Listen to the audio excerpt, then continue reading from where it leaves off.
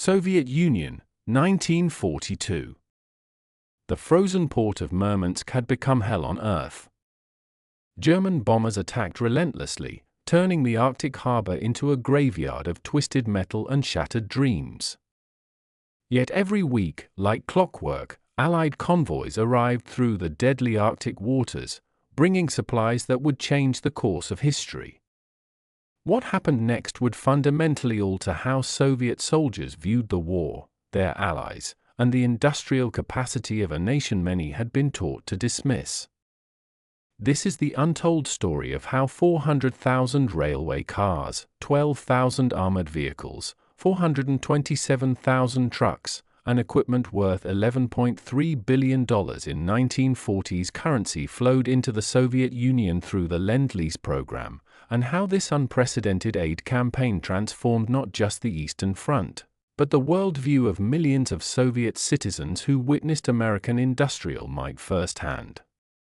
For the first time, based on declassified Soviet archives, personal memoirs of Red Army veterans, and recently translated documents from the Russian State Military Archive, we reveal how ordinary Soviet soldiers and workers experienced the psychological shock of encountering American abundance during their darkest hour, and how this revelation would echo through decades of Cold War tensions. When German panzer divisions crashed into Soviet territory on June 22, 1941, initiating Operation Barbarossa, the Red Army faced annihilation. Within 6 months, the Wehrmacht had killed or captured over 3 million Soviet soldiers, seized territory containing 40% of the Soviet population, and stood at the gates of Moscow. Soviet industrial production had collapsed catastrophically. The Stalin automobile plant that once produced 140,000 vehicles annually lay in German hands. The Kharkov tractor factory, backbone of Soviet tank production, had been reduced to rubble. Leningrad, the Soviet Union's second industrial center, was encircled and starving. Stalin's desperate orders to evacuate factories eastward had created chaos as entire industrial complexes were dismantled, loaded onto railway cars, and shipped thousands of miles into the Urals and Siberia. Workers reassembled machinery in open fields during winter, with temperatures dropping to -40 degrees Celsius. Production had fallen to a fraction of pre-war levels. Tank output dropped from 5,500 units in the first half of 1941 to barely 2,800 in the second half, precisely when the Red Army needed them most desperately. Aircraft production similarly collapsed from 8,200 planes to 6,600, while the Luftwaffe maintained air superiority across the entire front.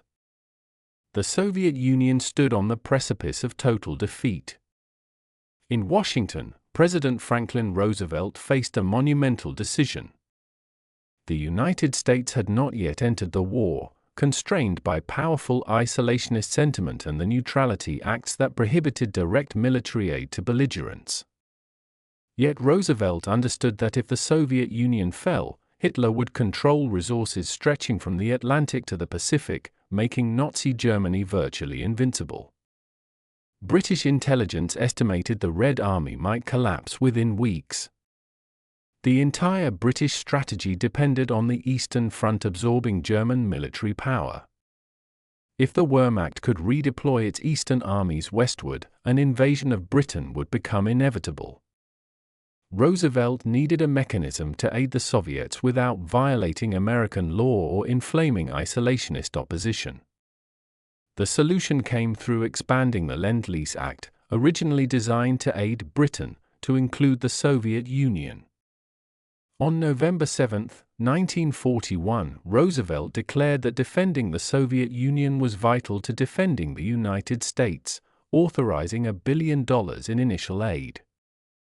1 month later, Japan attacked Pearl Harbor, bringing America fully into the war and removing all constraints on aid shipments. What followed was the largest transfer of military and industrial equipment in human history, a logistical miracle that would dwarf even the later Berlin Airlift and Marshall Plan in scope and complexity. The first convoys began arriving in Murmansk in late 1941, carrying British Hurricanes and Matilda tanks. Soviet pilots and tank crews, accustomed to their own equipment's limitations, immediately noticed differences. The British tanks, while inferior to the latest Soviet T-34s, came with small details that revealed a different manufacturing philosophy. The interiors were painted, not bare metal. Instruments were clearly labeled. Hatches opened smoothly with properly machined hinges. Toolkits included complete sets of specialized equipment, not makeshift solutions. Radio equipment worked reliably, not intermittently. These seemingly minor details indicated something profound about British industrial capacity and attention to detail that Soviet factories, operating under desperate conditions, simply could not match. But the British supplies were merely a prelude. When American equipment began arriving in significant quantities throughout 1942, Soviet soldiers and workers experienced something approaching cognitive dissonance. The famous Studebaker US-6 truck became the symbol of American aid, and Soviet veterans would remember these vehicles for the rest of their lives. Between 1942 and 1945, America delivered 184,000 Studebaker trucks to the Soviet Union, along with thousands of Dodge, Ford, and Chevrolet vehicles. Soviet truck driver Ivan Kobyliansky, who survived the war and lived until 2008, recorded his memories of first encountering a Studebaker in January 1943 outside Stalingrad. His unit had been using Soviet ZIS-5 trucks, which frequently broke down, had weak suspensions, poor brakes, and engines that failed to start in cold weather. Maintenance consumed enormous time and effort. Spare parts rarely fit properly due to manufacturing inconsistencies. When the Studebakers arrived, painted olive green with white stars, Kobyliansky and his fellow drivers approached skeptically. They had been told that American vehicles were designed for good roads and would fail under Russian conditions. What they discovered shocked them. The Studebaker started instantly in -30-degree weather. The engine ran smoothly, without the rattling and knocking they considered normal. The transmission shifted precisely through all gears. The brakes actually stopped the vehicle reliably. The suspension absorbed punishment from cratered roads that would have destroyed Soviet trucks. Most incredibly, after months of hard use, the vehicles still ran well. Kobyliansky wrote that he began to understand that American factories operated under completely different standards. Every bolt fit perfectly. Every component was machined to exact specifications. The electrical system worked without constant repair. The vehicle came with a complete manual, translated into Russian, with clear diagrams and maintenance schedules. American engineers had actually tested these vehicles and documented solutions to problems. This level of industrial sophistication seemed almost magical to men accustomed to Soviet manufacturing chaos. Maintenance crews discovered another revelation when vehicles needed repair.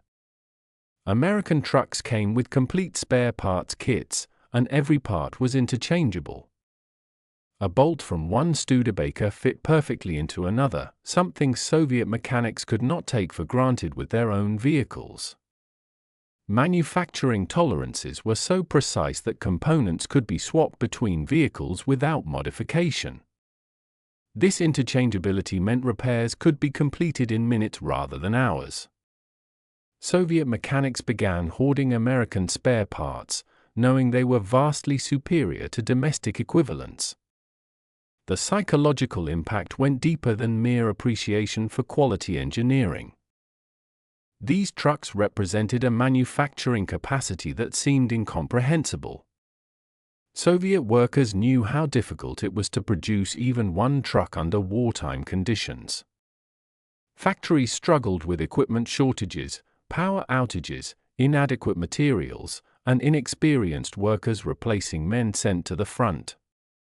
Quality control was a luxury they could not afford. Yet America was producing these superior trucks in vast quantities while simultaneously fighting Japan in the Pacific, sending supplies to Britain, building the world's largest navy, and maintaining civilian production that kept American citizens living comfortably. The mathematics seemed impossible. How could one nation do all this simultaneously? Senior Lieutenant Dmitry Loza commanded a Lend-Lease Sherman tank company and wrote extensive memoirs about his experiences. When his unit received American M4A2 Sherman tanks in 1943, they underwent 3 weeks of training and maintenance familiarization.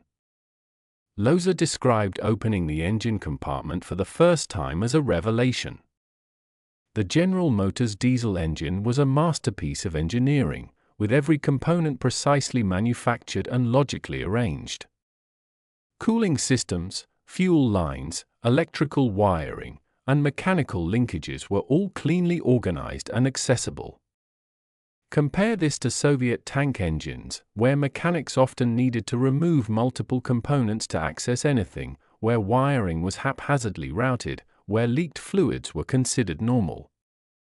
The Sherman's transmission shifted smoothly through 5 gears, a luxury when Soviet tanks typically had 4 speeds and required enormous physical strength to shift.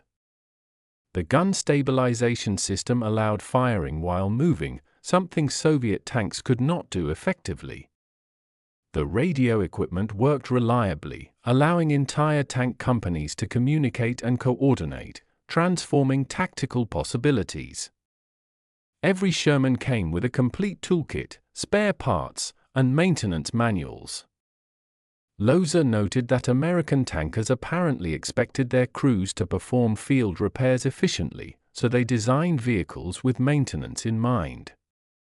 Soviet tanks were designed for production speed, with maintenance an afterthought. The Sherman's interior was painted white, illuminated with electric lights, and equipped with actually comfortable crew positions. Ammunition was stored safely with protective measures. The crew had space to move and function efficiently. Soviet tanks were cramped, dark, uncomfortable, and dangerous to their own crews. Loza admitted that while Soviet T-34 tanks were probably superior in direct combat under ideal conditions, the Sherman was a better overall vehicle because crews could operate it effectively for extended periods without exhaustion, could maintain it easily, and could coordinate with other tanks through reliable communications. American vehicles were designed as integrated weapon systems, not just armored guns.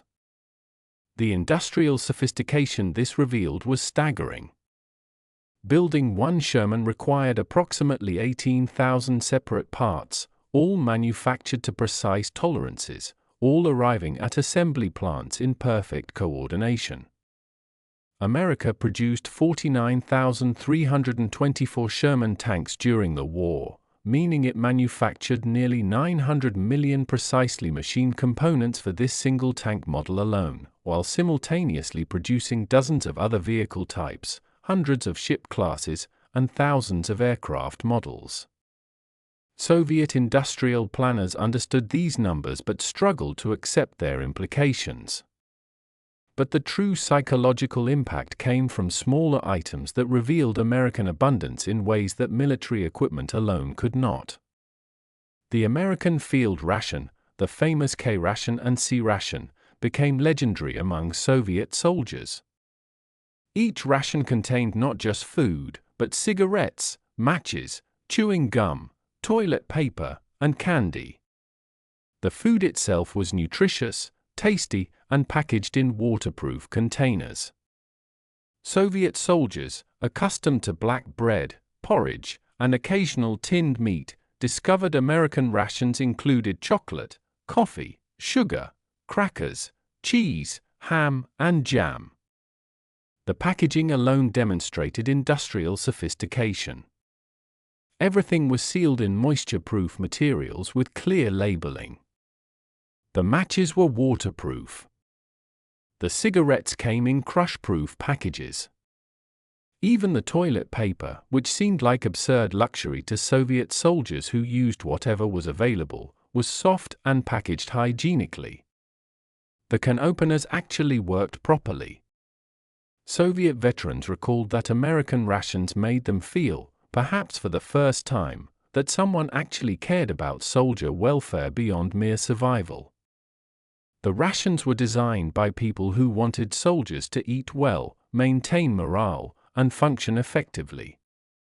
Every component served a purpose. The chocolate provided quick energy. The coffee kept soldiers alert. The cigarettes helped manage stress. The chewing gum improved dental health and provided oral stimulation during long periods of tension. American military planners had actually studied soldier needs and designed rations accordingly. This level of care seemed almost incomprehensible to men accustomed to Soviet logistics, where supplies were frequently inadequate, spoiled, or non-existent. Soviet logistics officer Boris Sokolov, who later became a prominent Russian military historian, documented in his wartime journals the staggering scale of American food aid.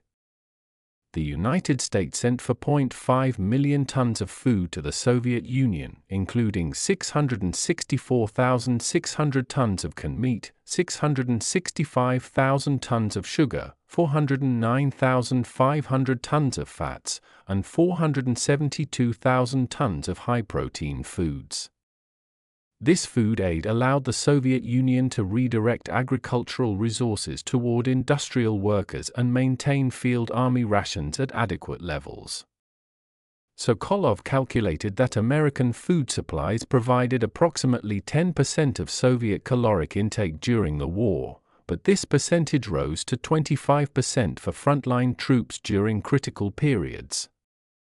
Without this food, the Red Army would have faced starvation during several campaigns, particularly during the advances into Eastern Europe when Soviet supply lines stretched thousands of miles from their bases. The industrial implications were stark. America was producing surplus food while fighting a two-front war, something that should have been impossible. Soviet agriculture, despite massive investments, barely fed the population during peacetime. American farms, using mechanized equipment and scientific methods, produced such abundance that the United States could feed allies across the globe while American civilians ate better than ever before. This agricultural superiority reflected the same industrial sophistication evident in military equipment. American farm machinery arrived through Lend-Lease as well, including tractors, combines, and specialized equipment. Soviet agricultural workers, mostly women after men were conscripted, discovered that American farm equipment was designed for operator comfort and efficiency. Tractors had comfortable seats, clear controls, reliable starting systems, and weather protection. Compare this to Soviet tractors, which were essentially mobile engines with minimal operator consideration. The message was clear: American industry valued human comfort and efficiency, designing equipment that humans could operate productively for extended periods, while Soviet industry focused purely on basic functionality, treating human operators as expendable components. Railway equipment provided another window into American industrial might. The Soviet railway system had collapsed under wartime strain. Locomotives were old, poorly maintained, and breaking down constantly. Rolling stock was inadequate for the massive supply demands of modern warfare. The United States sent 1,981 railway locomotives and 11,075 railway cars to the Soviet Union, along with enormous quantities of rails, railway bridges, and signaling equipment.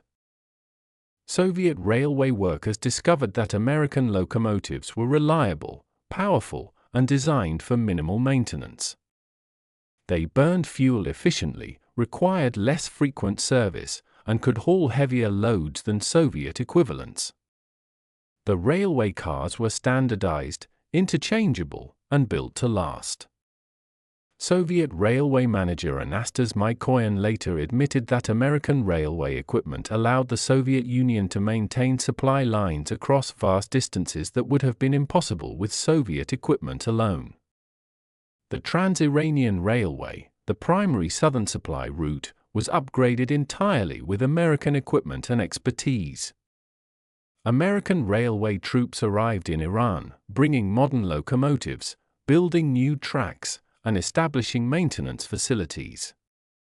They increased the railway's capacity from 200 tons per day to 5,000 tons per day within a year, a 25-fold improvement that demonstrated not just industrial capacity but organizational competence.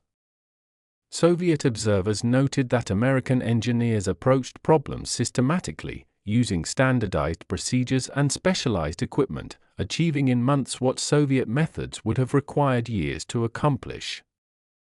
Communications equipment revealed another dimension of American technological superiority. The United States provided 399,000 field telephones, 35,000 radio stations, and over 1 million miles of telephone cable to the Soviet Union. Soviet signals officer Yevgeny Dolgopolov recorded his astonishment at American radio reliability. Soviet radios were temperamental, heavy, required constant adjustment, and frequently failed at critical moments. American radios worked consistently, were relatively lightweight, and came with clear operating manuals. The SCR-284 radio became standard equipment for Soviet rifle divisions, providing reliable communications that transformed tactical coordination. Dolgopolov noted that before American radios, Soviet commanders often relied on motorcycle couriers or even runners to communicate orders, resulting in fatal delays. With reliable radios, divisions could coordinate complex maneuvers and respond rapidly to changing situations. This communication superiority multiplied the effectiveness of Soviet forces, allowing them to concentrate firepower, exploit breakthroughs, and execute the deep operations that characterized successful Soviet offensives from 1943 onward. The industrial implication was profound. America had miniaturized sophisticated electronics technology and manufactured it in quantities sufficient to equip Allied armies across multiple theaters while building advanced radar systems, proximity fuses, and ultimately atomic weapons. Soviet industry could barely produce basic radios, let alone the sophisticated electronics Americans manufactured routinely. Aviation supplies provided perhaps the most visible demonstration of American industrial might. The United States sent 14,795 aircraft to the Soviet Union, including fighters, bombers, and transport planes, but the aircraft themselves were only part of the story. American aid included 2.67 million tons of petroleum products, particularly high-octane aviation fuel that Soviet refineries could not produce in adequate quantities. Soviet aircraft, even excellent designs like the Yak-3 fighter, were limited by fuel quality. American 100-octane fuel allowed engines to produce significantly more power, giving aircraft using it crucial performance advantages. Soviet pilots who flew both Soviet and American aircraft using Soviet fuel, then American aircraft using American fuel, reported dramatic performance differences. The engines ran smoother, produced more power, and lasted longer with American fuel. This revealed that American petroleum industry sophistication matched its manufacturing prowess, able to refine fuels to exacting specifications in massive quantities. Soviet pilot Nikolai Golodnikov flew the Bell P-39 Airacobra, the most numerous American fighter supplied to the USSR, with 4,746 delivered. Soviet pilots initially regarded the Airacobra skeptically, having heard it underperformed at high altitudes. But on the Eastern Front, most combat occurred at medium and low altitudes, where the Airacobra excelled. Golodnikov came to love the aircraft for its reliability, firepower, and comfort. The cockpit was heated, something Soviet fighters often lacked. The radios worked consistently. The gun sight was precise.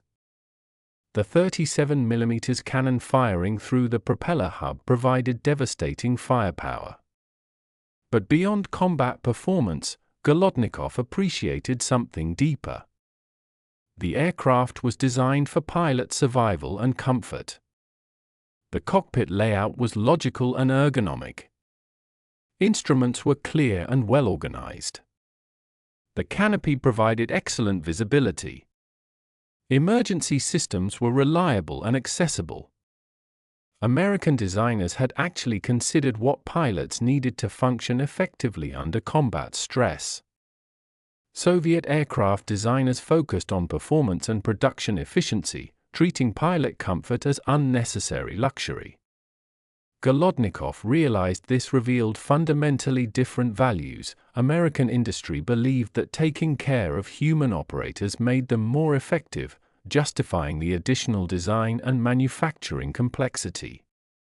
Soviet industry viewed humans as adaptable to whatever equipment could be produced most efficiently.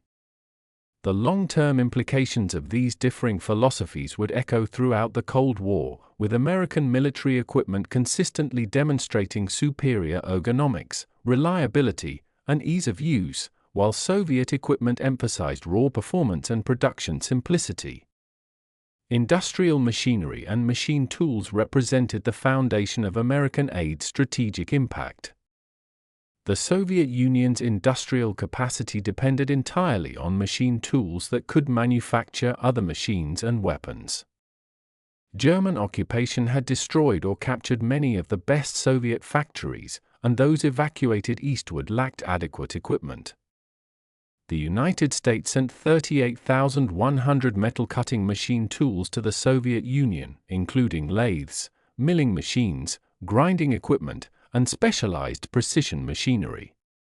Soviet industrial managers recognized these machine tools as far more valuable than finished weapons because they multiplied Soviet production capacity indefinitely. A rifle sent to the Soviet Union armed one soldier. A precision lathe allowed Soviet factories to manufacture thousands of rifles, plus components for tanks, aircraft, and artillery. American machine tools were more precise, more reliable, and more productive than Soviet equivalents. They could hold tighter tolerances, operate for longer periods without maintenance, and produce components consistently within specifications. Soviet factory manager Ivan Likashev, director of the ZIS automobile plant, recorded that American machine tools increased his factory's productivity by 40% while simultaneously improving quality. Components manufactured on American equipment required less hand-fitting and functioned more reliably. This allowed ZIS to increase production while actually reducing defect rates, something that seemed contradictory under Soviet manufacturing practices where quality and quantity were inversely related. The machine tools came with another crucial element: technical documentation. American manufacturers provided detailed specifications, maintenance procedures, and operational guidelines. Soviet engineers discovered that American technical documentation was comprehensive, clear, and actually useful, unlike Soviet technical documents which were often incomplete, vague, or simply wrong. American engineers had actually tested equipment, documented results, and provided solutions to problems. This systematic approach to knowledge transfer multiplied the value of physical equipment, allowing Soviet workers to utilize American machines effectively and even learn improved manufacturing techniques. Aluminum and other strategic materials arrived in quantities that sustained Soviet aircraft and tank production. The United States sent 328,000 tons of aluminum to the Soviet Union, approximately half of total Soviet aluminum consumption during the war. Without this aluminum, Soviet aircraft production would have collapsed. Soviet aluminum production had been concentrated in regions now under German occupation, and developing new capacity required years. American aluminum kept Soviet aircraft factories operating until new Soviet production came online.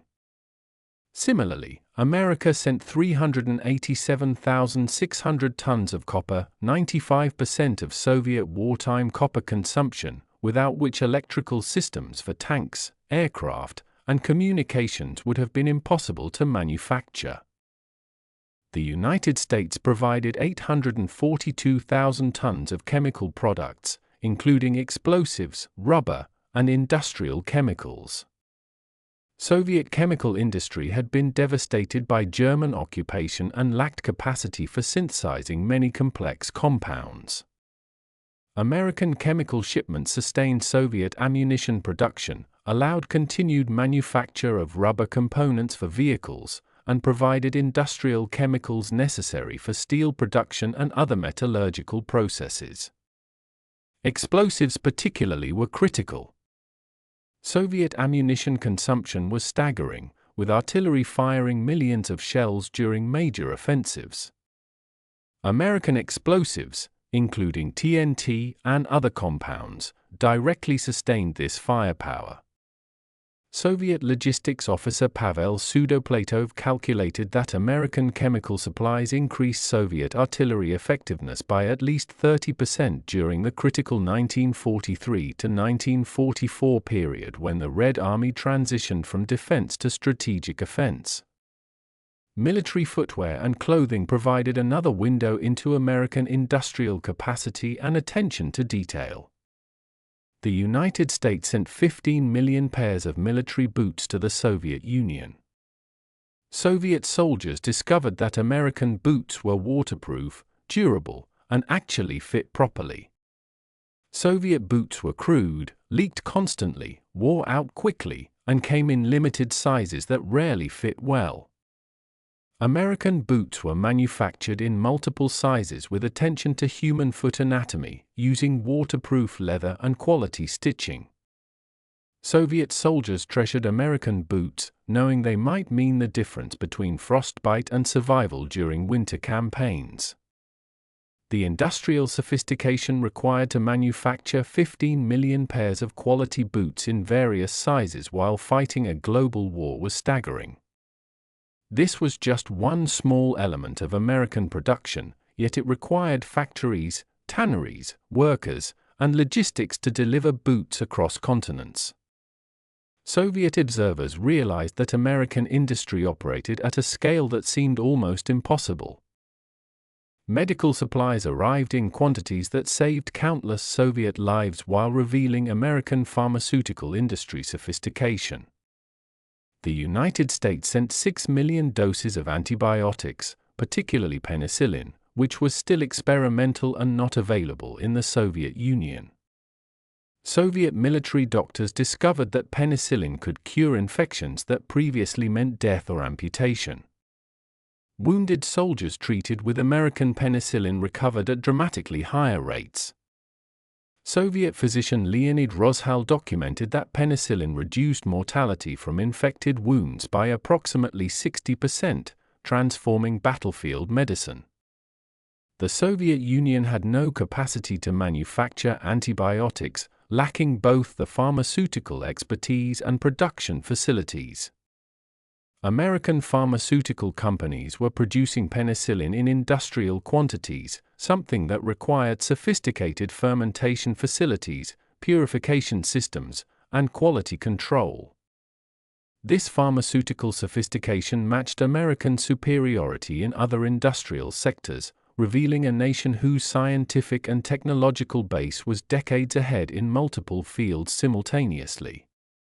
Surgical instruments, X-ray equipment, hospital supplies, and medical vehicles arrived with the same characteristics as other American equipment: superior quality, thoughtful design, and adequate documentation.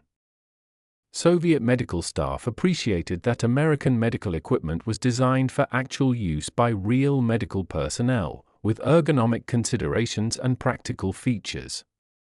Soviet medical equipment was functional but crude, manufactured without apparent consideration for the humans who would use it.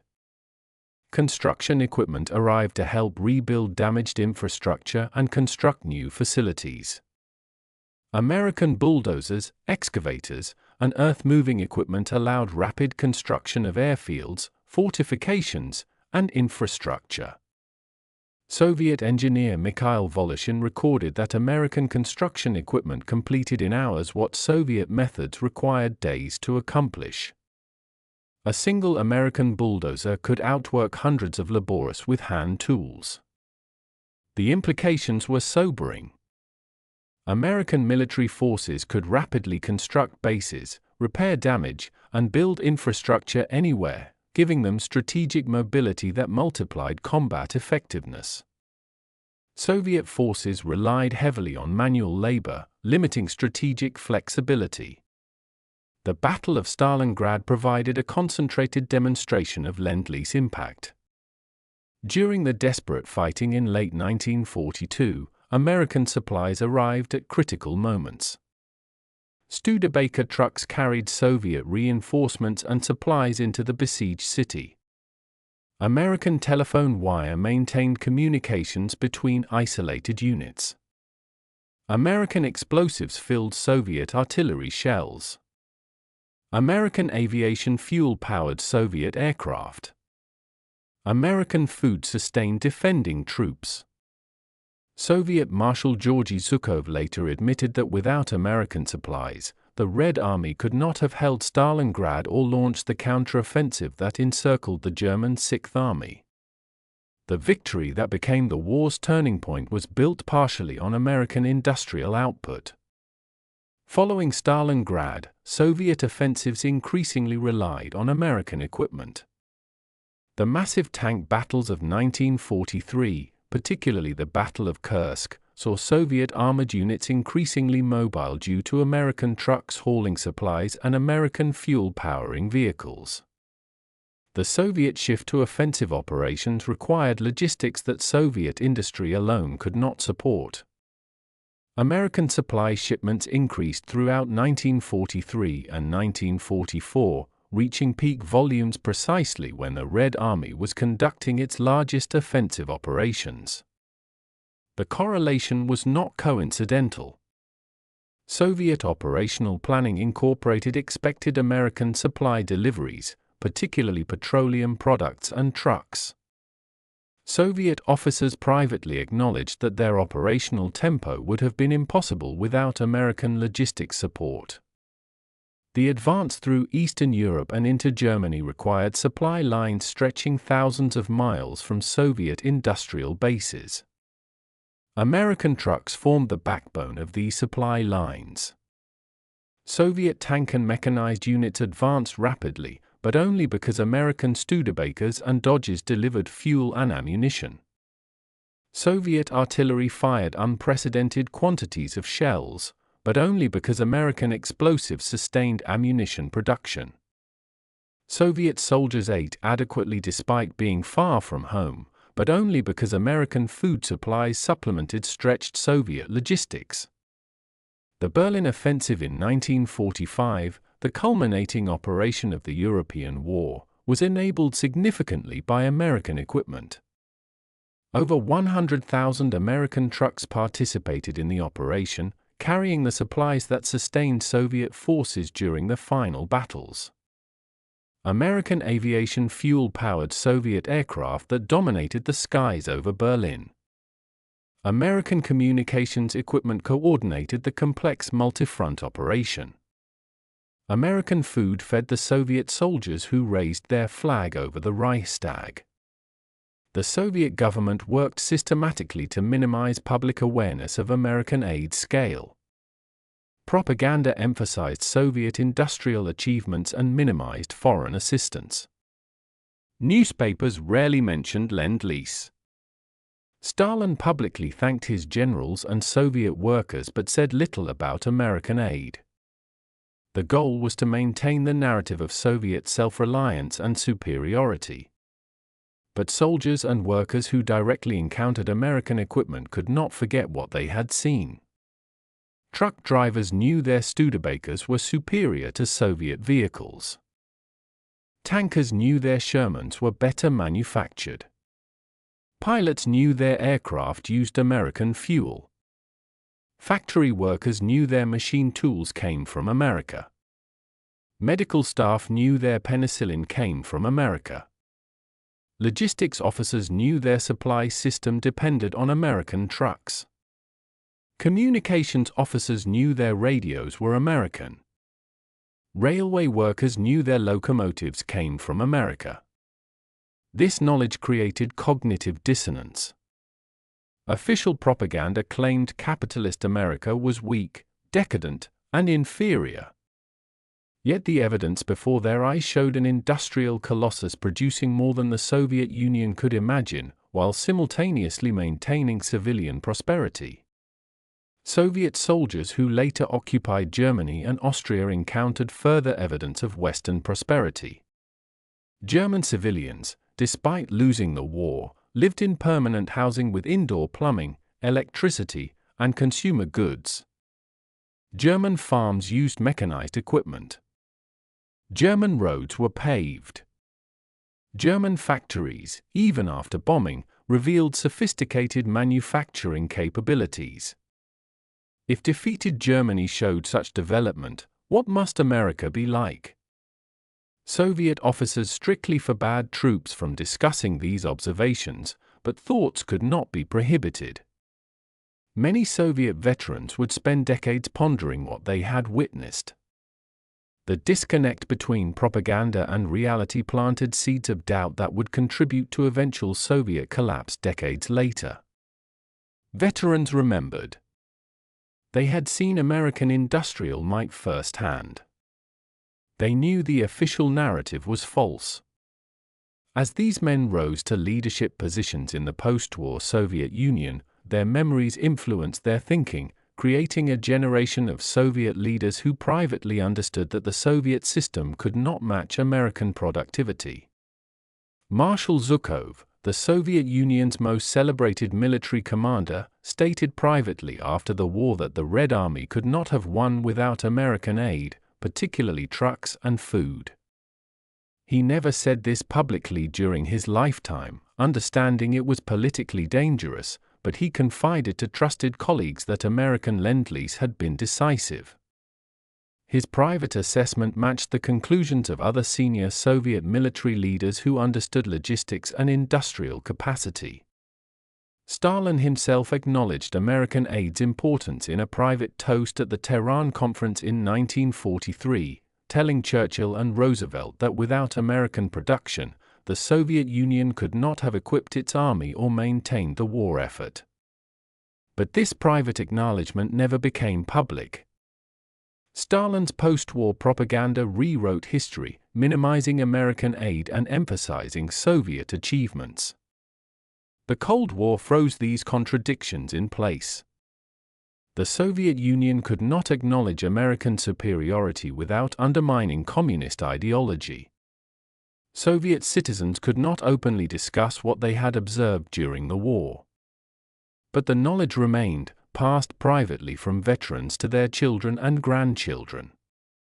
The Soviet collapse in 1991 was overdetermined, resulting from multiple systemic failures, but one contributing factor was the accumulated weight of contradictions between ideology and reality, contradictions first revealed to millions of Soviets who had encountered American industrial might during the Second World War.